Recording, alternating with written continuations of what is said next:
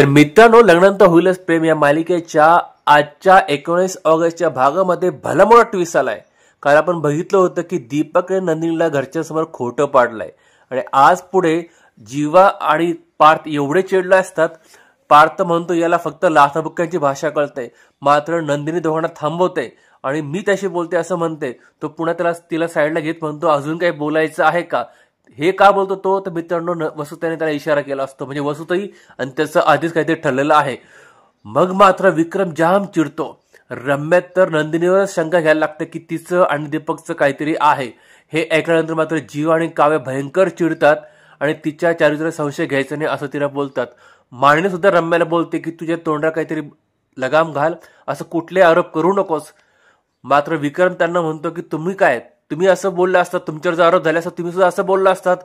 मात्र मग माणिनी नंदिनी साईड घेऊन त्याला बोलायला लागते की तुमचा विश्वास कुठे गेला.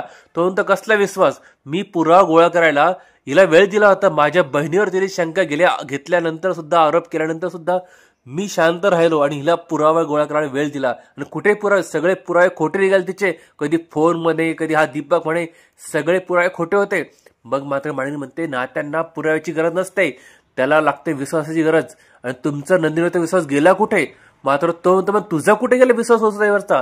ती म्हणते वसुताई लग्न झाल्यापासून बघते मी नंदिनीला घालून पालून बोलते, पण नंदिनी कधीही बोलली नाही काही तिला उलटून पालटून. माझा वसुताईवर विश्वास नाही. मग मात्र नंदिनी म्हणते की काल मला दीपकने सांगितलं की वसुताई मी यायच्या अगोदर त्याला भेटल्या होत्या. मात्र दीपक म्हणतो मी असं कधी म्हणालो. माळिनी म्हणते वसुताई मग तुम्ही गेल्या कुठे. तसं काय म्हणते मी बाहेर गेले म्हणजे काय जेलमध्ये गेले होते का. मी डॉक्टरांकडे गेले होते, तिथे काय रिपोर्ट्स काढायचे होते मला. हे बघ रिपोर्ट, म्हणजे रिपोर्ट पण दाखवते आणि रडायला लागतं की एवढेच पुरावा माझ्याकडे आहेत. मग मात्र विक्रम जाम चिडतो. नंदिनी म्हणते मी सगळ्यांची माफी मागते, मला माफ कर बाबा. तो म्हणतो मला बाबा वगैरे काही म्हणायचं नाही, माझा तुझ्यावर तर विश्वास संपला. तू इतका धोकेबाज वागलीस, इतक्या खालच्या थळात जाऊन वागलीस की मला तुझ्यावर आता जरा पण विश्वास नाही. लगेच रम्या काव्याला म्हणते ही तुझ्या बहिणीची बॅग आणि तिचा वेळ संपला, 24 तास संपले, आता तिला ठरल्याप्रमाणे घराबाहेर जावं लागेल. आणि मित्रांनो इथे आजचा हा धमाकेदार भाग संपतोय.